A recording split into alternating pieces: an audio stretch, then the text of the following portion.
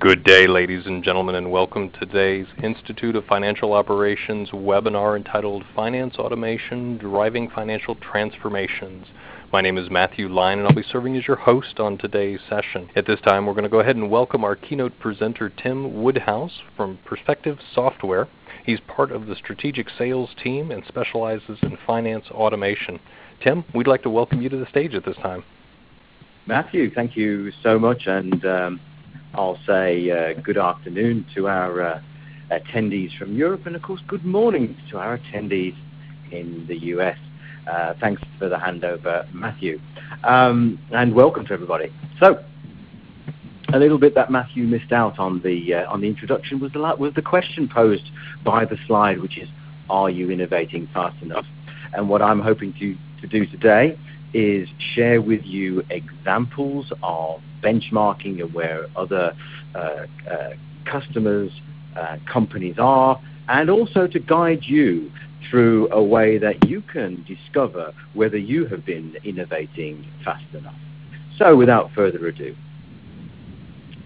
my company is called Perspective Software, and we're part of Lexmark, and I'm sure you all know Lexmark for printing. Perspective Software is the software part of the company, and Perspective is growing rapidly. Perspective Software is all about helping companies improve processes, manage content, and drive out cost, drive out risk, and help everyone comply and live a much happier life. So, I'm here to talk about the automation struggle, and boy have we struggled. 80% of the information that we receive during our business life comes in this form called unstructured information. We are literally disappearing with this information. I think we all thought that, the idea of the paperless office was something that has been talked about now for, believe it or not, 40 years. And actually, we've probably become worse rather than better. So, this information is hidden away in our business life, and these are the typical areas in which we struggle to extract that information. It could be in our invoices, our orders, the remittances that we process, contracts, HR documents. Then if we look at the finance arena, loan for origination forms, claims in insurance, and so much more. What I'm going to do today is talk around invoices and purchase to pay in that area. We've also got a very similar track around AR. So again, if you want to contact us after this, we'll very happily talk you through our information and our modeling around AR. So this is a great slide, and this is how I see paper. It is literally a wall. It is a barrier to everything that we want to do. It's a barrier to our productivity. And it's a barrier to our opportunity. And what do I mean by opportunity? I mean the opportunity for us to see what our business is doing and the opportunity to exploit that information and data. So this is a great slide. And our agenda today covers these areas. So first of all, I'm going to talk about what is meant by end-to-end automation in terms of what we do with this information and paper that is related to this process we call purchase to pay or invoice processing. Then you'll see that there's 4 more agenda items. Where are you as a company? What should you do and why should you do it? How can technology support you? And also, you want to hear about how other people have done it. Now, these 4 points, I'm going to cover these by taking you through a fantastic model which has been designed by Perspective Software in conjunction with the IFO. And this model is called the Paperless Office Maturity Model. So I'm going to guide you through it, and then when we finish, I'll leave you with a link that hopefully you'll all jump on, and you'll guide yourself through your own modeling that will actually profile your business as well. So that's what we're going to do. So what is end-to-end automation? Well, first of all, this is where we often fall foul of the great acronym. So we hear it called E2E. We now hear it called RPA. So RPA is something called robotic process automation. We often get it referred to as STP, straight through process. But, what does it really mean? Well, I like a definition that was produced by this gentleman, Paul Morrison of Allsbridge, and he made it very clear what his definition of E2E or RPA or STP is. This is very definitely processes and technology that replace human work, not provide assistance to that work, but replace. The focus is on resource rationalization, which is about taking people out of limited transactional jobs and letting them focus on the opportunity side of the business. For instance, if we put more people into analytics, we might actually become more outward-looking and more expansive in the way that we do our business. So that's our aim. Now, this technology cannot actually impact the company too much either. So it has to be non-disruptive, i.e. it has to be able to plug in quickly to the existing environment within your company. So when we're talking about purchase to pay, we're talking about being able to plug in to the existing interfaces in SAP, Oracle, JD Edwards, and the like. That's what we have to do. So it has to come in very rapidly, and it has to scale too. So it has to scale quickly. So whether you're doing 100,000 invoices a year or 10 million a year, this technology has to scale without providing barriers to you. We can't expect you to have to intervene every time to help the technology scale.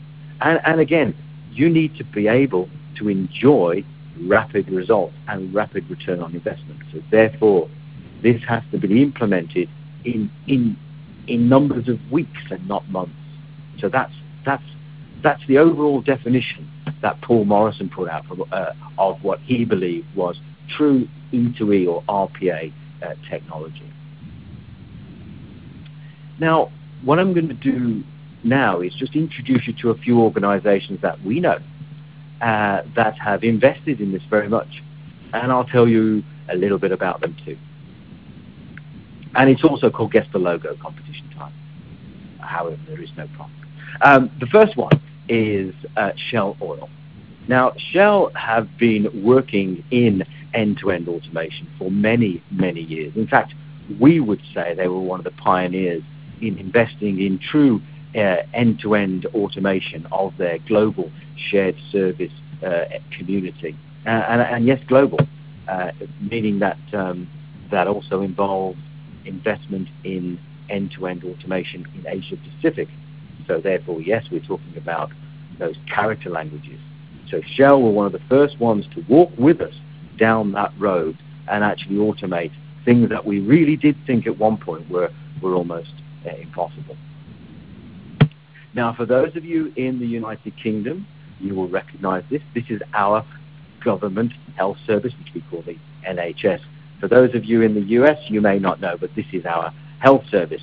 Now, we all think that everything to do with government is pretty inefficient, but again, I can tell you that the UK NHS was one of the first to go down this road of adopting this end-to-end technology. So again, they built out this shared business services center, which we know as SBS, and they did this a number of years ago. Certainly, I think it was approximately 6 or 7 years ago. So again, a surprise here that these were one of the first people to adopt true E2E automation. Again, looking at some other very large, very well-known companies. Lafarge, enormous European aggregates company with operations all over Europe. So if you look at their complexity, you're looking at languages and taxes. Again, all of that needs to be automated without exception. Philip Morris International, the tobacco company. This one, I like this one because this one demonstrates that part of end-to-end automation, or RPA, where we talk about that it must be implemented very, very fast. In fact, Philip Morris were really quite a standout story. They actually deployed in their shared service center environment end-to-end technology in 8 days. 8 days. So literally, day 1 to 8, day 1 they had nothing, day 8 they had production. So that's why I actually put this slide in, because it's a really great example. British American Tobacco is another wonderful example of someone who's used this technology for quite a while. And I think you'll see the thread now that these organizations were very much the ones to see it first. Coming more up to date, Disney. Again, we all know and love Disney for many different reasons. Our children might love it more, but you'll hear more about Disney later. I've got some really interesting information and metrics around what has happened there. And again, I think you'll find that really interesting. We have a case study towards the end of our presentation. Siemens, very, very, very big European conglomerate. Again, interesting to show this one because Siemens did something which is again becoming very typical. They had already invested in the technology platform once, but now they invested again in real end-to-end automation. So Siemens actually moved from what I call first-generation technology, a platform they might have put in 10 years ago, and in recent years they joined with us to go from first-generation technology to what's now deemed third generation. And I'll encourage you to investigate this as well. The IDC did a study on being able to segment all of these purchase-to-pay, invoice processing technologies, and they very kindly put them into generations, so you can see first generation, second generation, third generation. So this is happening a lot where companies are saying, well, we did it once, but now the marketplace has moved on, technology has moved on, so we now need to reinvest. Maersk is an enormous shipping company out of Denmark, but it really is a global organization. And again, Maersk was a typical example of a company that made the decision to jump from 1G to 3G because they realized that whilst they were getting assistance from their first generation technology platform, they were not getting the result. General Electric, again, what a fantastic name this is. What General Electric have done is built the largest shared service center in Europe. It is about to go into production in Budapest in Hungary, and again they've gone right to the forefront. New center, new technology, cutting edge. So again a great example. Anixter, you'll hear about Anixter towards the end. Anixter is probably the greatest example of this, and I'll share some more information with you on that one. The last one I want to mention is NEC. Again, what a wonderful global brand this is.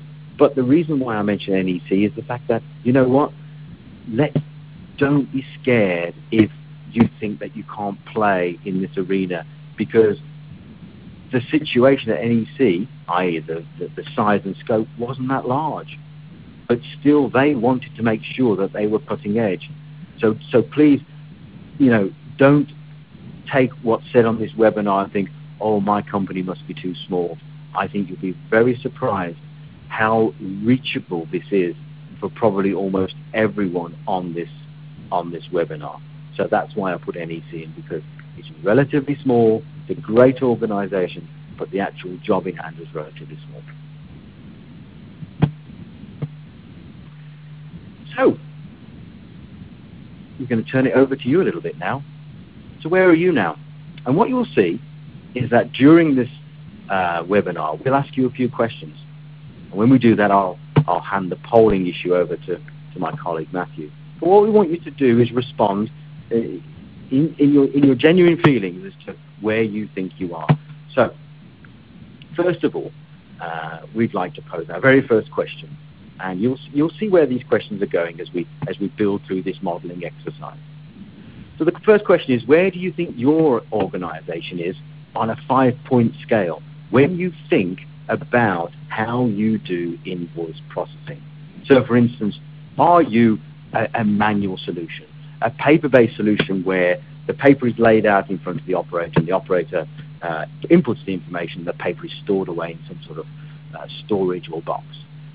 Are you an image-enabled organization where you've decided to turn the paper into an image, but then actually the processing of that image is done by an operator on a keyboard, but just looking at a screen?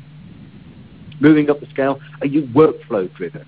And this is where you put in an automated workflow that actually you can load in images and put in some basic metadata and then move this image around your organization, collecting approvals and managing exceptions.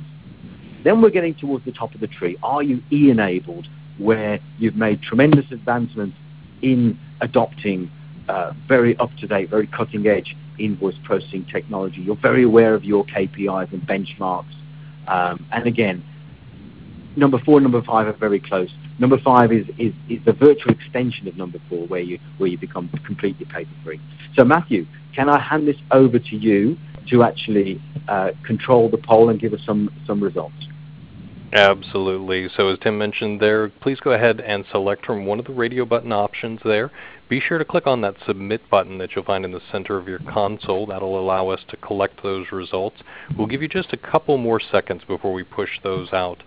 I would like to remind our attendees, though, if you have any difficulty today with your broadcast area, please let me know using the chat on the left-hand side. You can also use this space to send in questions at any time for Tim. We'll have an opportunity near the end of our broadcast to field a few of those. Any questions we're not able to get to on the live broadcast, we will certainly share with Tim, and I'm sure he would be happy to follow up with you offline on those as well. At this time, giving notice to everyone, we're going to go ahead and close down that poll. So if you haven't voted, please get that click in very quickly. And Tim, I've gone ahead and closed that down, brought up the results, and they're displaying on screen for all of our attendees. So we'll turn it back over to you. Thanks, Matthew. Well, looking at those results, that's a great result. And that's really where I probably wanted most of you to be, which was somewhere, the majority of you are on that third stage where you've invested some time, you've looked at the process, you wanted to make it as the best process you can, and 52.5% are on the workflow-driven process. Again, for those of you that are paper-based, 24% of you, that's great. Please do not feel remotely worried about that. It's very typical. And also very typical, too, are the ones that occupy the berth of number 4 and number 5. As you will see when we go through, that's quite a at the moment, an elite club that we'd certainly like to get more of you in. So, to make you feel better, 71% of organizations today say that at least 50% of their invoices are paper-based. This is a very typical and very common figure. That's, whether we're in the US or the UK, this is absolutely common. Now, those organizations that are dealing with paper, well, I don't think we need too many lessons on this. I think we know about the problems here. The first one is the visibility. Do we have an invoice or don't we? And if we do, where is it? Is it on someone's desk? Is it in someone's drawer? Did we get it in the first place? We don't know. Someone rings up, did you get my invoice? You appear to say, no, we didn't. They offer to fax you, and so they fax you, or they copy it and email it to you. You then pay it, and what happens? The original invoice comes back round about, throughout your internal queues a week later, and you pay that too. Then we've got a duplicate. Absolutely typical. You're struggling with your corporate directive to say, we need to lower our costs, we need to drive some better efficiencies. How do you do that with paper?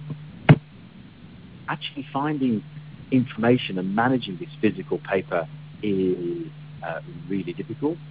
and I'll talk about it a little later, but there is a shocking figure that I don't think any of us have seen before, and that was done by a bank to actually analyze and calculate the cost of handling a piece of paper. Now, it doesn't matter what's on that piece of paper. It could be an invoice, it could be anything, but actually physically letting that paper go through the organization. I'll talk about that a little later too. All the other things, again, are part of being paper-based. The difficulty in getting approvals, the difficulty handling, and the risk of payment fraud are just pretty much a daily occurrence. So again, turning it over to you, the audience, we'd like to ask you a question, how you feel about where you are. And again, it doesn't have to be exact, it can be sort of just a feeling, but if you do have a more exact number, that would be great. And again, if you'd like to vote, where do you think you are in the percentage of invoices that are paper-based in your organization? And again, please give us your views. Matthew, I'll turn the poll over to you again. Thank you very much, Tim. And as we did on our first poll, we're going to ask you to go ahead and select one of those radio button options. Be sure to click on that submit button. And here the options are broken down by more than 75%, 51 to 75%, 26% to 50%, 11% to 25%, or less than 10%. We're going to give you a few more moments here to collect your thoughts there. Go ahead and get your vote in, and then we'll push those results up on screen. So if you haven't voted, please do so now. We'll close it down in about 5 seconds for everyone.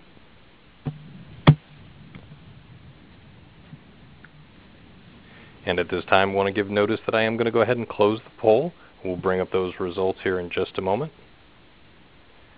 And Tim, we have them back up on screen, so we'll turn it back over to you. Very much. Again, sometimes you look at the figures, and here we've got 54% of organizations have 50% or more still on paper. And again, you are very much hitting the nail on the head. You're very typical and great. But I am very interested to see that that 27% have less than 10% on paper, and so that you're the sort of guys that I would like to talk to as well to see what you've done. I'm always very inquisitive to see how you've achieved that. So that's the first part of the webinar over. You might call that the introduction. And now this is a question I'm going to pose to you. So where do I begin, as the famous song goes? So we have been working with our friends at the IFO, and we have developed a model, and it is called the Paperless Office Maturity Model, and it is an online tool which we will introduce you to, and you can sign up to this anytime you like, and it will guide you through a list of questions, a list of subjects about your organization, and at the end of it, it will give you a quantitative analysis that you can use in your engagement with your own people, so that if you want to explain internally, you want to be able to position where you are, because maybe you've got some aims to climb the automation scale, this will work perfectly for you. So as we said, we call it the Paperless Office Maturity Model. And there are 1, 2, 3, 4, 5. There are 5 stages. There is no surprise. The first stage, we have the paper-based stage. We have those that have done some imaging. We have the workflow stage. We have the highly automated stage. Then we have the true end-to-end paperless, paper-free stage. So what I'm going to do now is take you through these stages, highlight what these stages mean, and give you some typical examples of the things that happen in these stages, and also perhaps some of the typical consequences, and also maybe some of the answers as to how to move up the scale. And we're going to encourage you to participate as well after this. This is the website, the portal that we've created. and we will share this with you again. It can be found at www.paperlessofficematurity.com. Again, we will share that with you later, and we'll be very happy to put that up on the screen later for you as well. So feel free at any time, log in, go through the process, get yourself a report. So, to give you all a little comfort again, we all like a bit of comfort, looking at the results across all the organizations that we've been able to encourage onto this this survey, this model, as you can see for yourself, 50% of them are in level 1. And you can see that between level 1 and level 3, we're looking at a vast number. And only 7% have managed to get into the higher areas. And isn't it funny how that mirrors exactly what your answers were? Very, very closely. So feel free. This is a great experience, and don't worry about how you answer it. So, level 1. Let's look at some typical areas of level 1. So, we are a paper-based organization entirely. We receive it, we open it, and we process.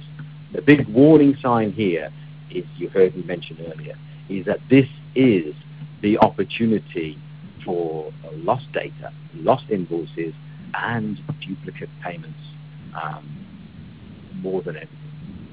The handling of paper is really, really overlooked. And I'll come back to that investigation that one of the key UK banks did. And that said that to handle a piece of paper, and this is just physically handling it, whether it be in the mailroom or moving it around the organization, taking it from office to office, and it's eventually being placed away in storage, and to pay for the times that you have to go and find it in the storage. That was £2. You know, let's do a little quick calculation. So that's something like $3.20 for every single page. Now that's not the processing cost. That's not your invoice processing cost. That's the hidden cost buried in your company, and that is frightening. Now, part of paper-based is that all of your invoice data is typed in. So the operative will have the invoice on the desk, and they will type it in. Now, there is a distinct contradiction here, because as we move forward, we talk more and more about big data. And what big data is us just having a handle on everything we have in our company. Lots of data. But naturally, you see, manual data entry pushes away from that, because manual data entry is all about that I want to key as little as possible to make this transaction go away. So that doesn't help us when we want to collect analytics. It really doesn't. And so this does not play well to where we want to be. Humans don't like doing this either. You know, it's a well-known fact that every time a human presses a key on a keyboard, every 40th time it's an incorrect one. So every 40 times there is a mistake. So not only is it relatively surface, sort of transparent, very high-level data, but it's often got mistakes in it too. So again, lots of reasons why manual data entry doesn't. Inquiries are handled by telephone, and I have seen these offices where you cannot predict when the phone is going to ring, and it rings constantly. So you don't know whether it's going to ring every 5 minutes or whether it's going to ring every 30 seconds at some point. This means that the staff that you pay and that occupy those chairs in your office have no work pattern. So they're constantly interrupted by inquiries. Maybe you've hired that up to an inquiry team, but that's still expensive. And that again is another typical situation around the whole experience of the paper-based solution.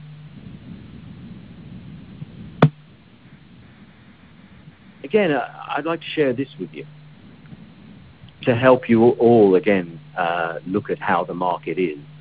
And this is asking the marketplace what percentage of their invoices are they receiving electronically.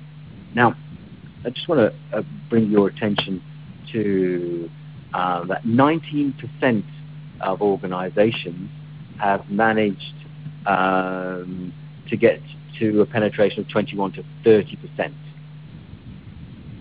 Now, that is the industry norm. That is where it tends to break down. So getting to that level is where it begins to start to fail. So the average penetration in e-invoicing is 22%. That is the benchmark where lots of organizations will hit the wall.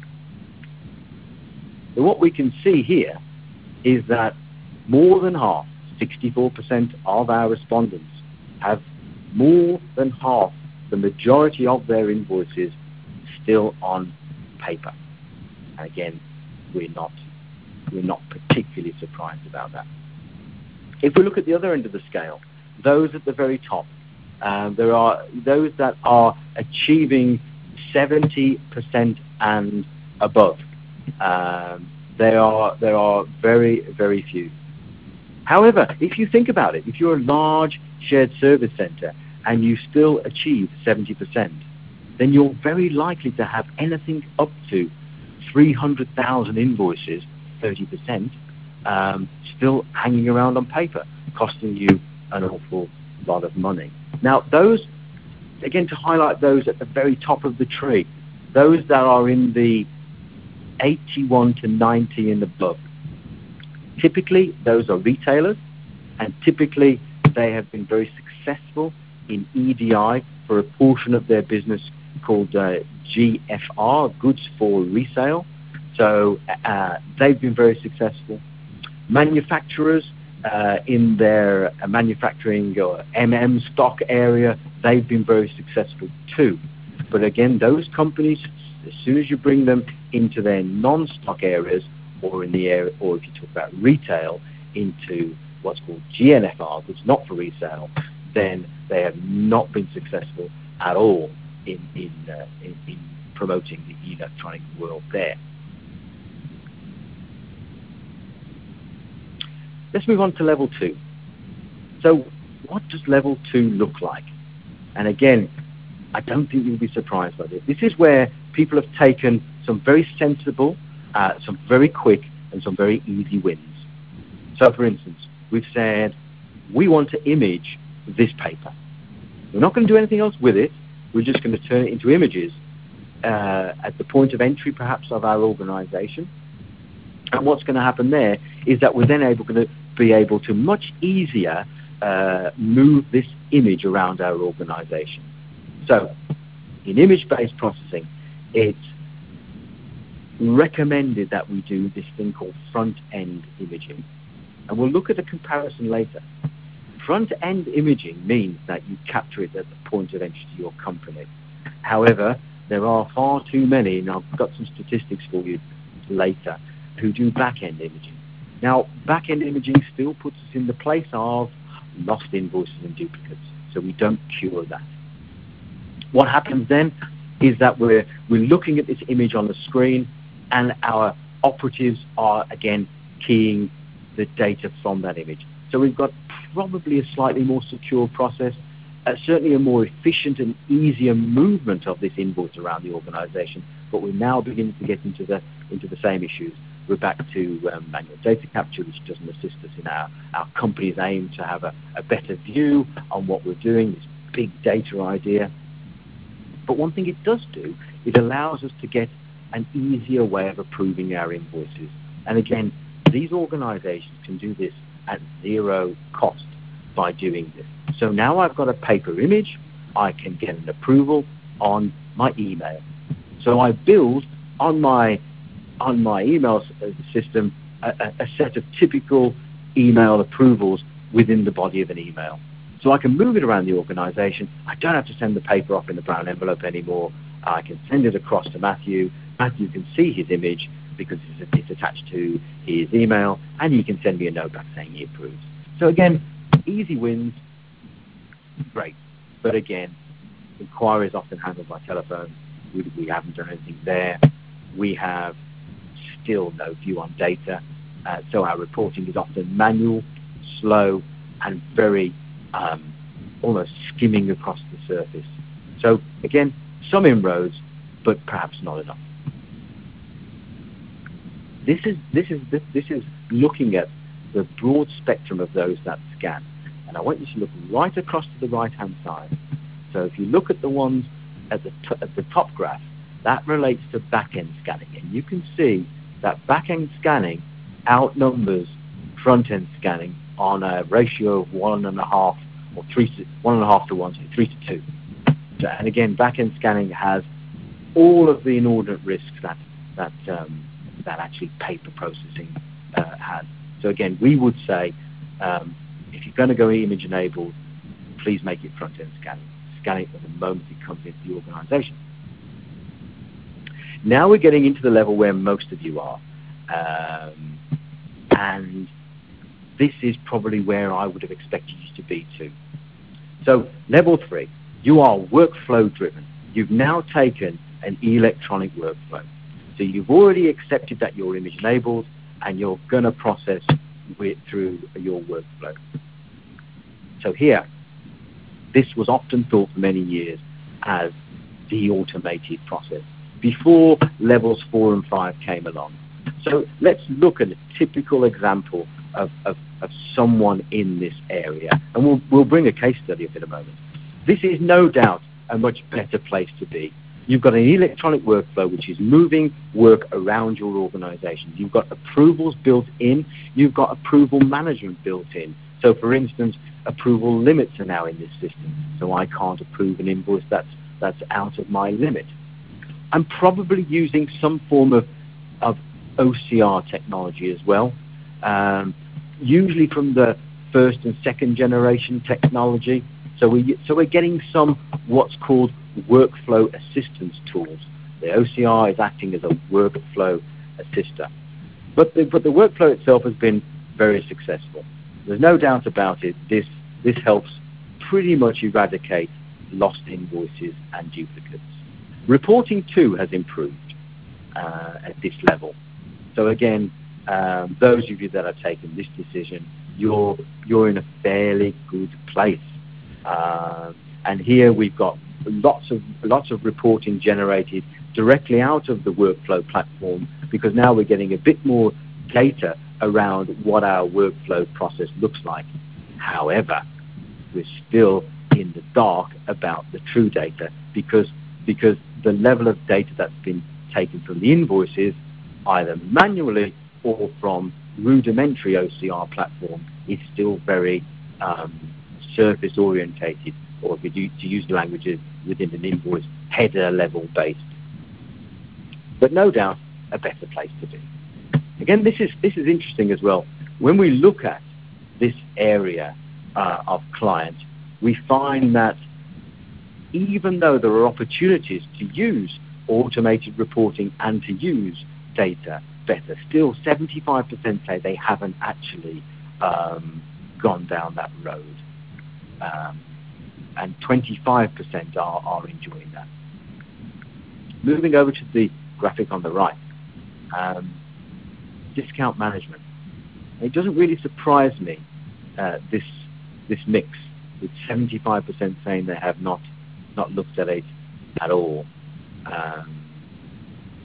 Those companies that have moved to level 4 and 5 are definitely looking at it. You heard me say very early on that this discussion is all about productivity and opportunity. Those that have moved into areas 4 and 5 are seeing dynamic discount management as the opportunity to unlocking tens of millions of pounds or dollars that are locked currently in their supply chain by being able to offer a dynamic discounting platform. But of course you can only do that if you have end-to-end technology. Otherwise you can't get the cycle time for it to happen. We're now looking at another question. See how you're feeling about some things right now. So, those of you involved, does your organization use automated workflow for approval management and exception handling. What's your feeling here? You could be in the yes camp, you could be in the planning camp, or you could be in the we have no plans at all. So again, Matthew, can I turn the poll over to you?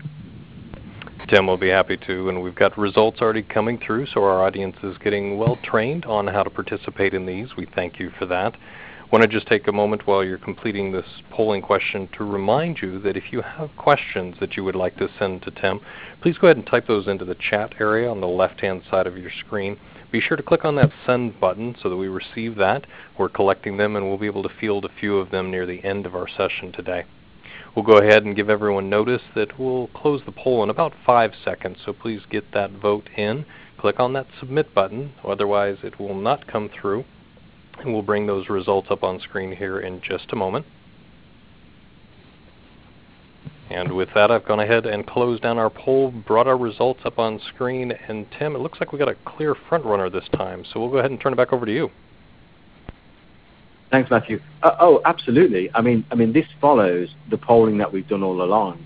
And what it means is that a lot of our attendees on the call today are in a fantastic position to move ahead. They're in a great foundational position to get to level 4 and 5, which is really good news. Case study. This organization, Bentall Kennedy, great example of why a workflow-orientated system solution worked for them. So let's look at it. So here's some key attributes about Bentall Kennedy. First one I'll point you to is the third bullet down. 50 office locations. Now there's a problem. Can you imagine trying to move around paper in that organization? Not possible. So because they were decentralized, a really, really great decision and one that would solve so many problems, because you can imagine trying to move paper around this organization and how many times it got lost. And you can see from yourself the results that they've had. They believe they've saved more than $1 million annually. They have so much more control. Their productivity is now good. And on the back end, of course, plugged into JDE, they've got an integration layer. That means that all of these invoices and all of these approvals are pushed straight into their ERP, their JD Edwards environment, which means that, it's a real success for them. And I always like to look at this next slide. This really, encapsulated. Here we've got Ben Adams, a process director from the organization, and you can just read what he said about this.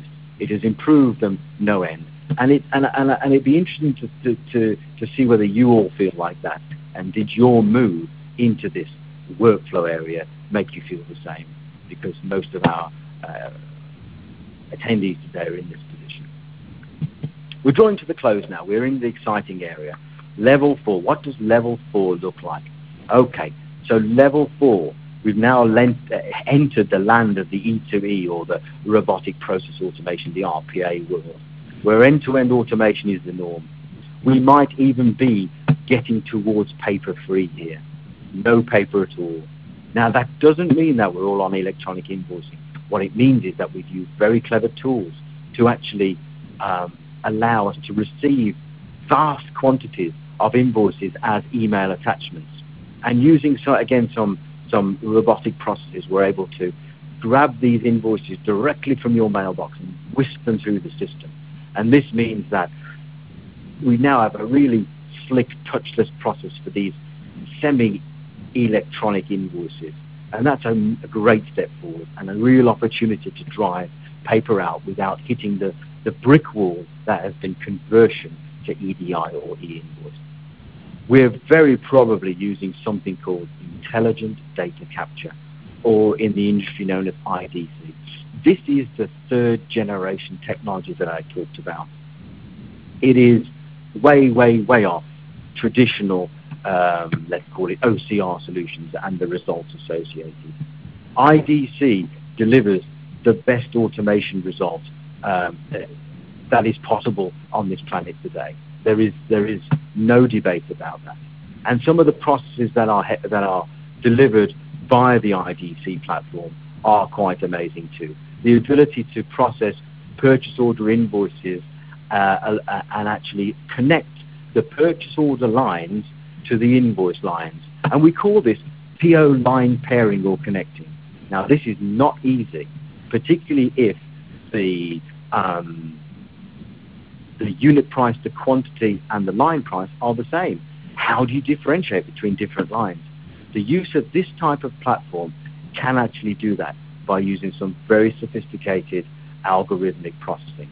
It really is very, very, very sophisticated and is able to overcome OCR errors. You know, one of the main failings in that area was not being able to read it properly because the paper wasn't very nice.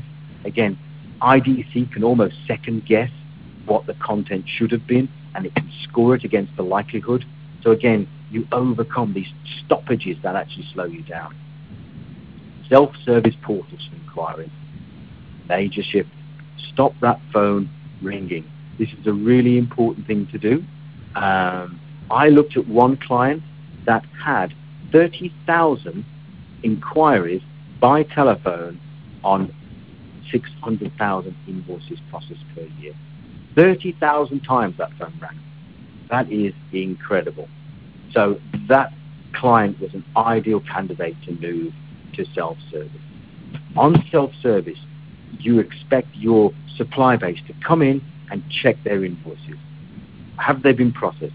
What is the due date? And then you expect them to be able to interact with you. So for instance, they might open up an invoice and send a message back through the workflow to you and say, I can see this invoice is ready to pay, but it's down as a due date of 30 June. Why is it not 31 May? And you might respond, oh, you missed the processing date. But it stops that phone ringing. Great position to be in. The other thing that happens at this stage is that the benefits of all this technology help the organization drive towards a singular process. And as part of that, it's a natural step into the shared services arena. So amalgamation of processes, removal of individual country processes. So the organization has now been able to use the technology to actually drive themselves to look deeper into their own processes, and they themselves have actually made inroads in making things really even more productive. So again, the results here have encouraged centralization, definitive singular process, and the move into what we all know as the shared service model. I said it would be back, and we're back in Disney World. So, Disney, the proud winner of the 2012 Huntington Innovation Award, as sponsored along with the IFO. Why did they do that? Well, I'm going to put this on the screen for you, and I personally think that this speaks for itself. What do we have here? First of all, dramatic impact on headcount reduction or headcount redeployment. Call it what you will. An absolute key cornerstone, a key pillar of E2E or robotic processing. Call it what you will. This is key. Look at the number of invoices per FTE. Again, look at the right column, 86,000. Industry benchmark says the top performers, as surveyed in 2013, top performers were in that top space when they hit 46,000 invoices per FTE. And look how many did it. This is a great graph too. Look at this. This is their graph which shows their paper processing. Now you don't have to study it too closely, but you can clearly see that we've got a constant blue line that goes from left to right, and we've got a decreasing green line that is going again from left to right down the page. What this actually means is that Disney is enjoying 75% straight through process. So if you focus back to the dates, and the dates start around Feb 11, where everything was manually touched, now we're looking at 75% being untouched. What a fantastic result that is. So, again, question for you. in your view? So, the question, does your organization use the supplier portal today? And again, the answers speak for themselves. Do you have any plans to? Please vote away. Matthew, again, can I turn the polling over to you? Thank you, Tim. And we'll just give everyone a few seconds here as we look to collect these. Please go ahead and select one of those options. Be sure to click on Submit. We'll bring the results up in about 10 seconds or so. I would like to mention to our audience that at the end of today's broadcast, as you exit the room, we will be pushing out a post-event survey. We'd love for you to take just a moment there and share additional feedback with us on today's session as well. At this time, please note that I am going to go ahead and close the poll down, so if you have not voted, please do so before we get that results pushed to screen. And at this time, Tim, I've gone ahead and brought those up, so we'll turn it back over to you again. Thank you very much. Again, a big number has said no, and they have no plans to do so. Again, that is quite unusual, and I'd be very interested to learn more about that if I ever got the opportunity to understand that. But again, good to see that a good number are considering moving towards it. So those that have adopted it, and those that are moving towards it are again half of the market space, which is again pretty much on the button, as it were. And last, level 5, the place where we all want to be, the very pinnacle. And probably very close to level 4 too. But this is the ultimate. At this stage, we are paper-free.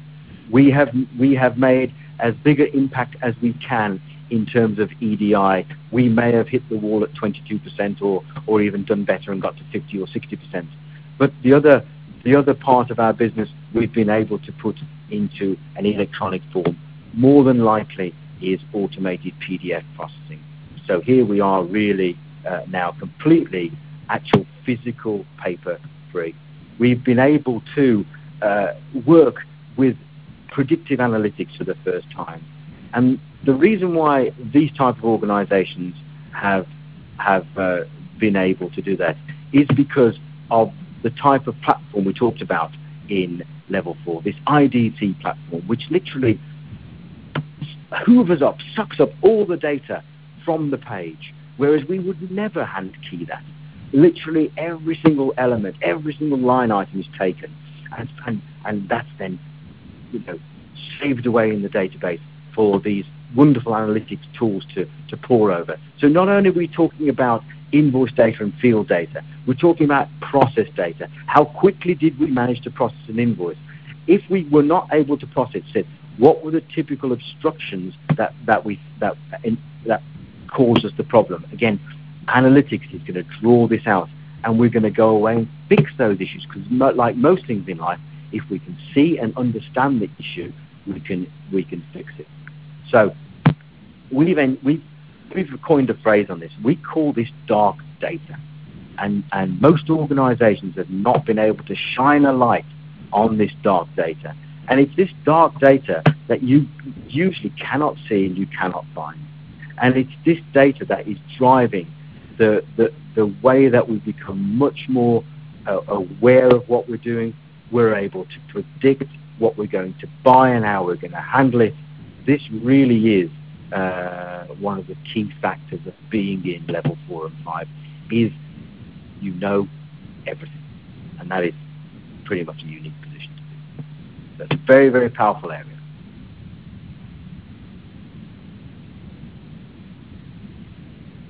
Again, we look at the survey over time, and you can see that so very few organizations have been able to achieve the best-in-class level of 70% automatically posted invoices. In fact, 61% of respondents said they had zero.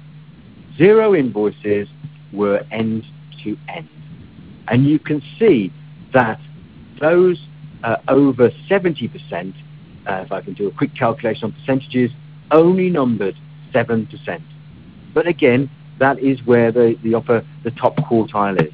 And what I would also say again is just reminding you back to those types of organizations that we saw. You don't have to be vast to actually get into this particular area. You don't have to have 1 million invoices. You can still be a top performer with 100,000. Our final example is Anixter, a name not so well known because they do all this wonderful work. They supply all these cables that really do run our life wherever we go, whether they be whatever sort of cable they provide in whichever industry.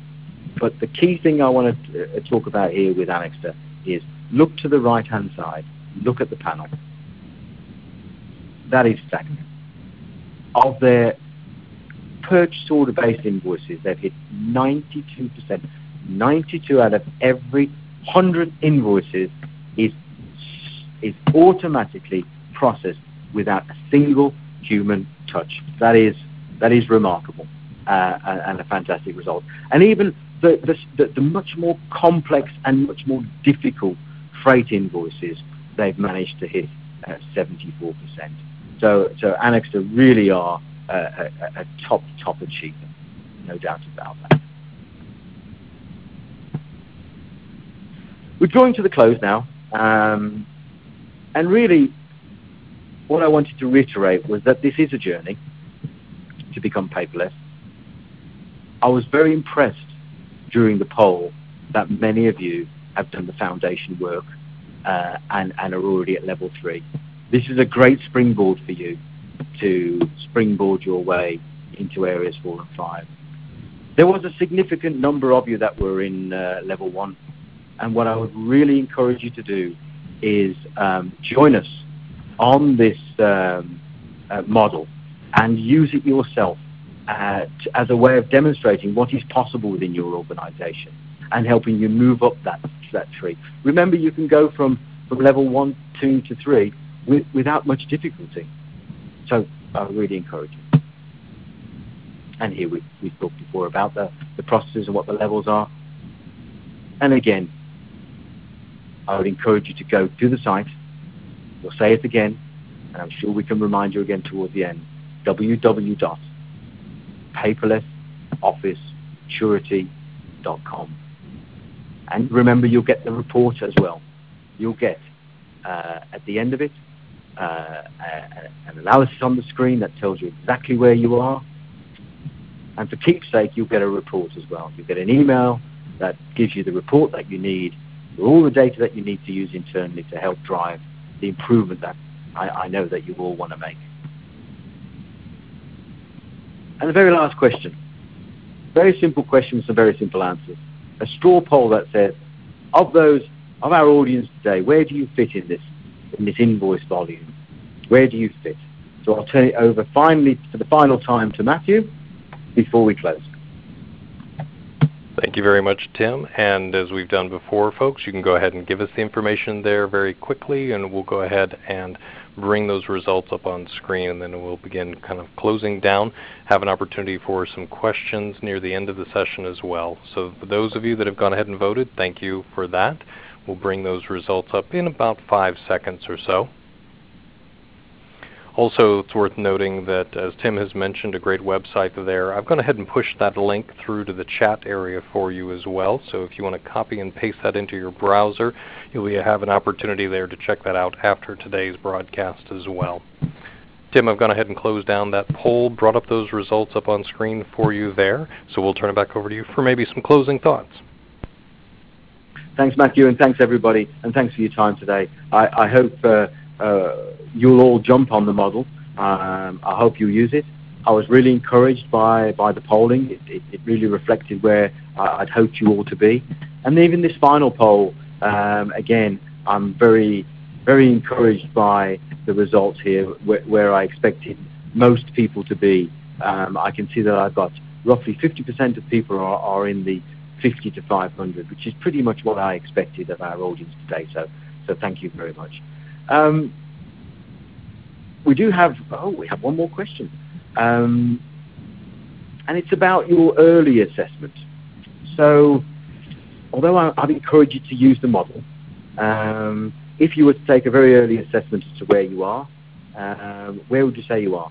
Which level? Now that I've explained them all to you, given you more information, has any of this changed your mind? Are you further than you thought? So Matthew, again, I'll turn over for the final results here. Not a problem, Tim. Thanks so much. So we'll collect these here, and we'll do this rather rapidly. So please go ahead and get your votes in there. We'll bring them up on screen so that you can see where many of those on the broadcast also rank themselves today. We'll go ahead and close that down in just a couple of seconds.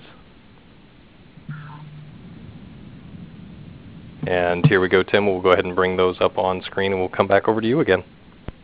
Well, we've had a little movement.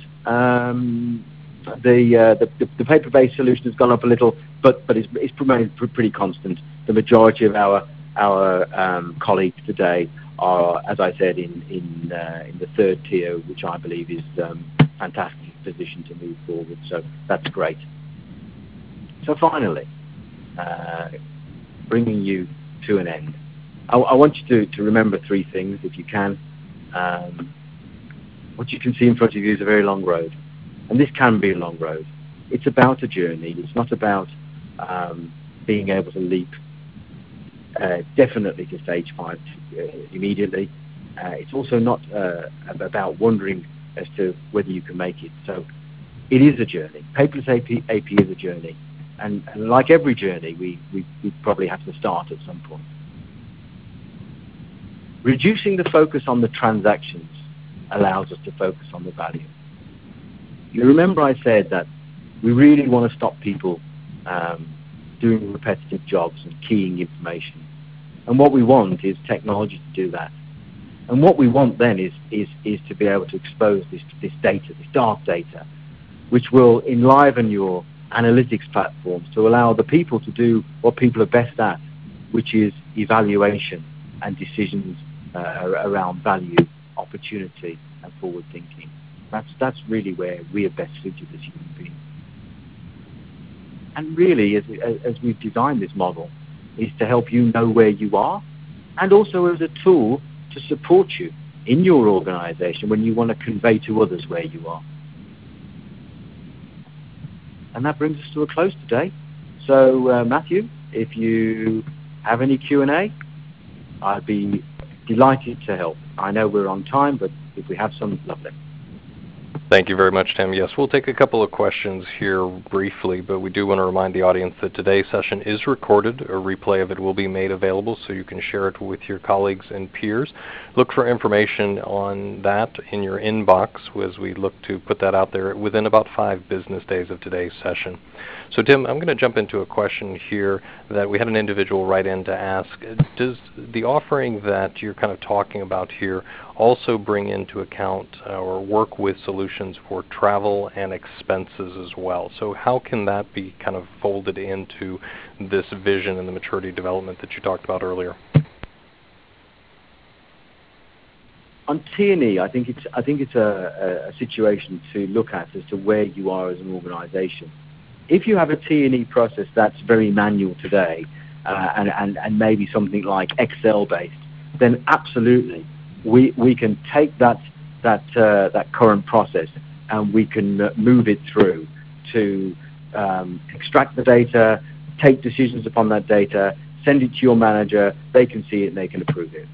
If you want to look at the electronic world of expenses, where there is no physical document, then in all fairness, that's not us, and there are some fantastic platforms out there, and I'll be happy to introduce you to one or two if you want to do that. So if you want to be completely electronic, then there are other platforms available. But if you want to actually automate what is a very slow, difficult process that you've got today, yes, we can. Great. And Tim, we've got an interesting question here relative to the move to kind of a paperless environment or an automated process. In many areas of the world, there are regulations from many different countries that may require record retention of a certain length or type of information. Is it legal throughout, let's say, Europe to be paper-free?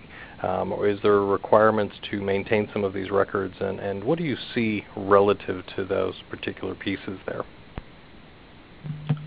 That's a great question. And if we look at Europe, those of us that are citizens here often complain about the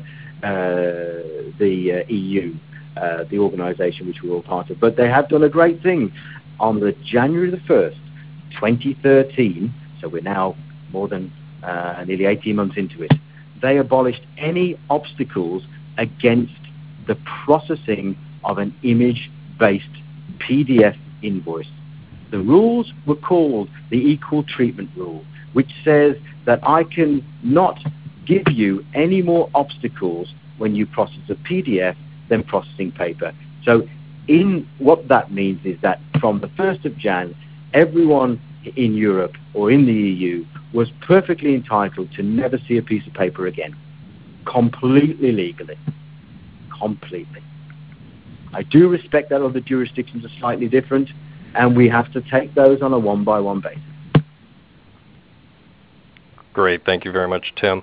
I am going to go ahead and bring our session to a close. We did have a couple of other questions, but we'll go ahead and make sure that we pass those along to the team there, so Tim will have that. But also, I've gone ahead and brought up Tim's contact information, so if you want to reach out directly to him, I'm sure he would be happy to work with you on additional questions that you might have.